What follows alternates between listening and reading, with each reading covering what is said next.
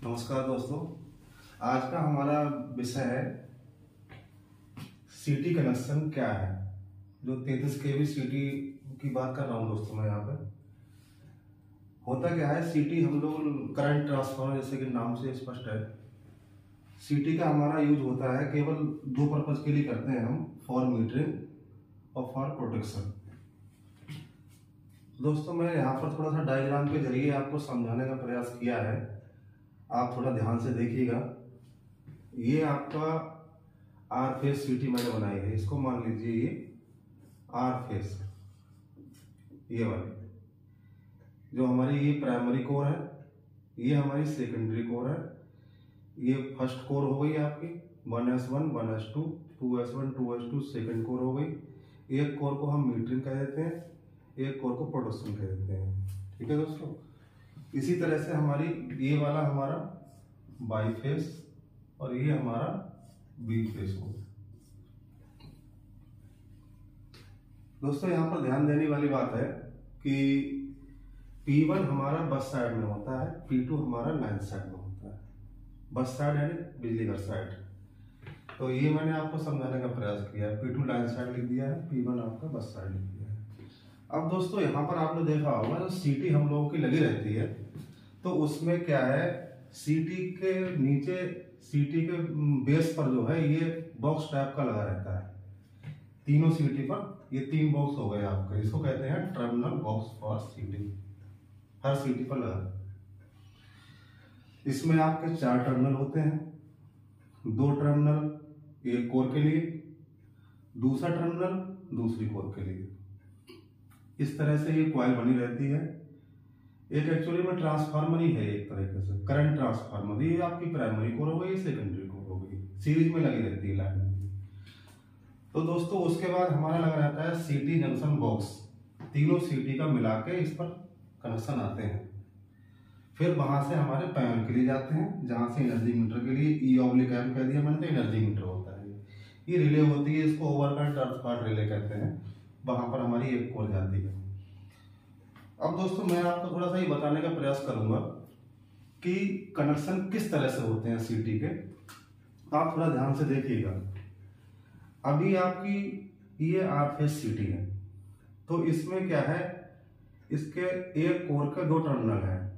मैं इसको उठा के सीधा सीधा ले रहा हूं, यहां से लोहा उठा के मैंने यहां जोड़ दिया, एक केबल के थ्रू लगा रहता है। ऐसे ही ये कोर का दूसरा सिरा हो गया 1s2, इसको मैंने उठा के ये दूसरे पॉइंट पे लगा दिया जंक्शन बॉक्स पे, यानी सीटी से जंक्शन बॉक्स तक पहली कोर इस तरह से एक फेस की। ऐसे ही इस फेस की एक कोर को मैं ये ले आया, ऐसे ही दूसरे फेस की ये कोर हो गई आपकी। इसको उठा के मैं यहां ले आ रहा हूं और इसको उठा के मैं यहां ले, मतलब एक केबल के थ्रू ये जंक्शन बॉक्स पे ले आते हैं। दोस्तों इसी तरह से वायरिंग होती है। ऐसे मैंने तीसरी फेस की सीटी को उठा के मैं यहां ले आया और इस कोर के ये 1s2 को उठा के मैं यहां ले आया। सिंपल सा है। हमारी मीटरिंग कोर जो है तीनों फेस की यहां पर आ गई, क्योंकि हमारा 3 फेस एनर्जी मीटर के लिए जाएगी वो। तो थोड़ा सा आगे बढ़ता हूं मैं। इसी तरह से हमें ये हो गई आपकी second core 2s1 2s2 2s1 2s2, ये तीनों में रहती है। इसी तरह से मैं ये इसको लाता हूं यहां से, ये पहला फेस हो गया, ये आपका दूसरे फेस की दूसरी कोर हो गई। सिंपल सा है दोस्तों।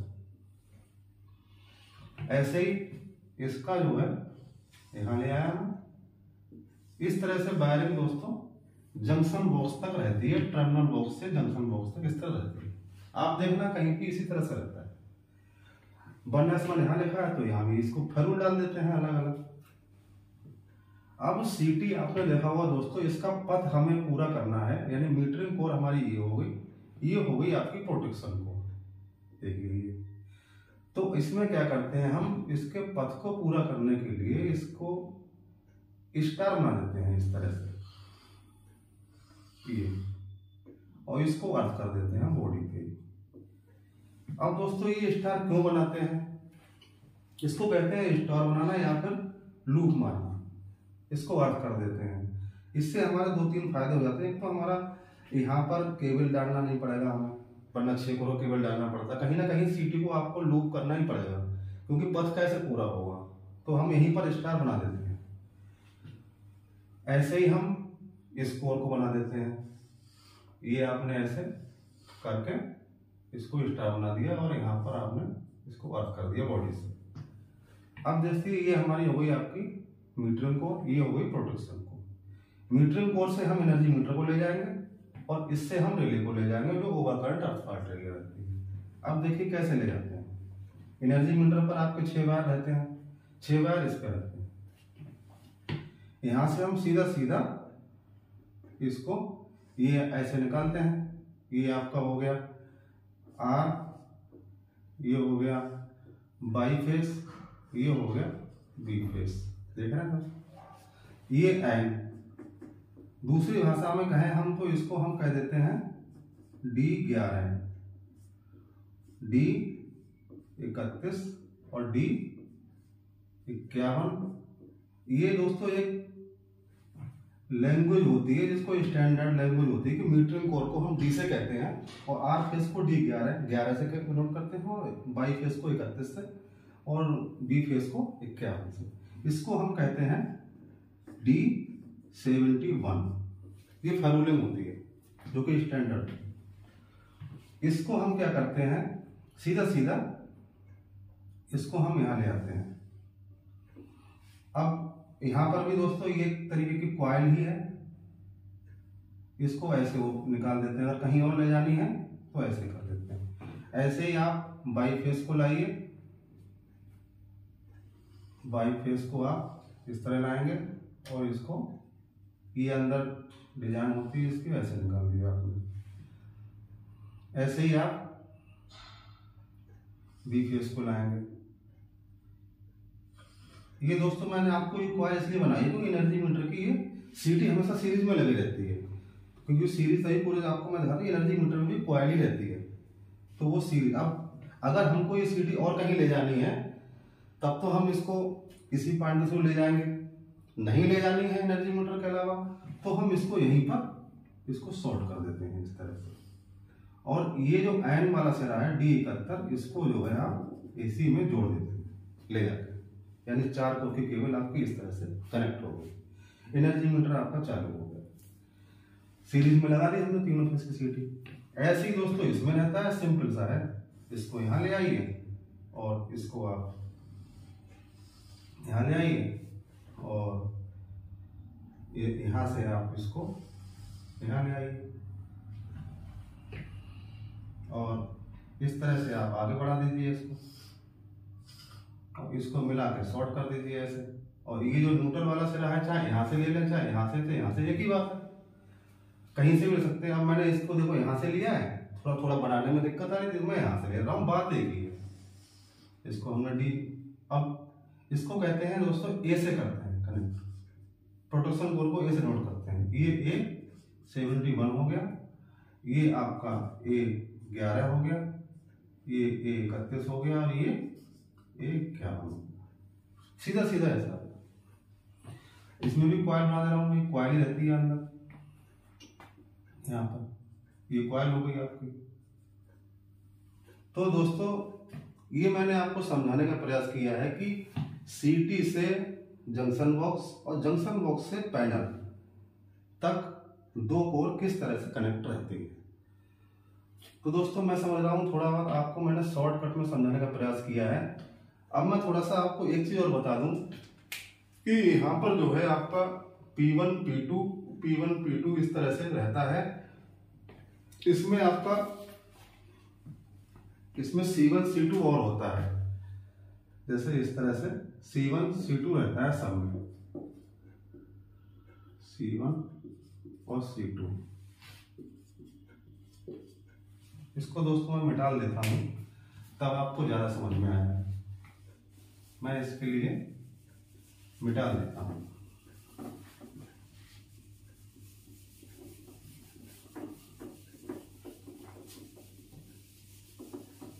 तो दोस्तों हम आगे बढ़ते हैं, इसमें ये आपको बताते हैं कि C1 C2 और P1 P2 क्या है और ये किस तरह से कनेक्ट रहता है। दोस्तों ये आपका C1 C2 रहता है, C1 C2 ये इंटरनली इस तरह से कनेक्ट रहता है आपका, और ये रहता है इस तरह से connect. P1 C2 C1 C2 ऐसे रहता है, ऐसे ही मैं इसमें कर दे रहा हूं।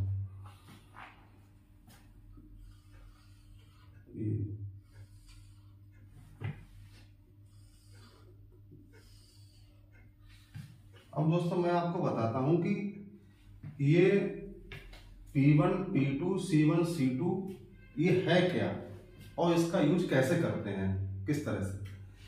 दोस्तों जैसे कि आपने पढ़ा होगा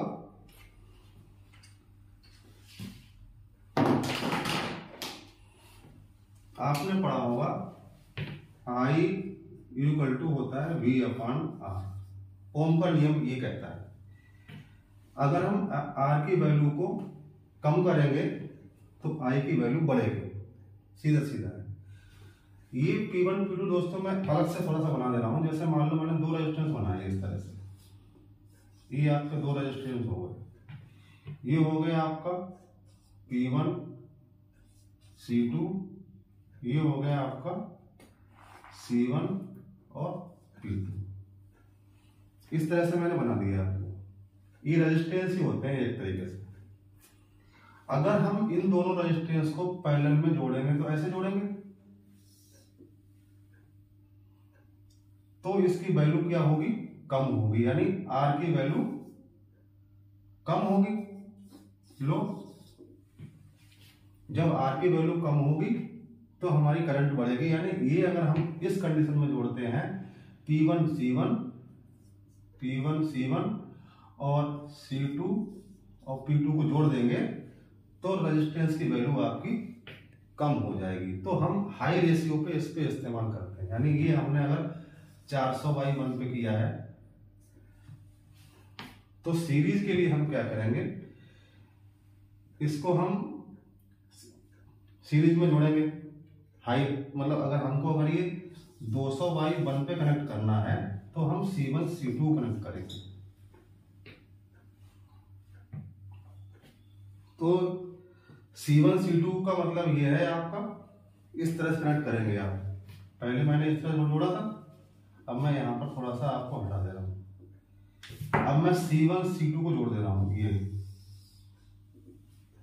तो ये हो गए आपके सीरीज में दोनों रेजिस्टेंस, यानी सीरीज में होने पर आपके ये होगी कंडीशन। तो आपका 200/1 पे कनेक्ट होगी कर दिया, यानी हम C1 C2 कनेक्ट करते हैं, यानी रेजिस्टेंस को हम बढ़ाते हैं, उसको सीरीज में जोड़ते हैं।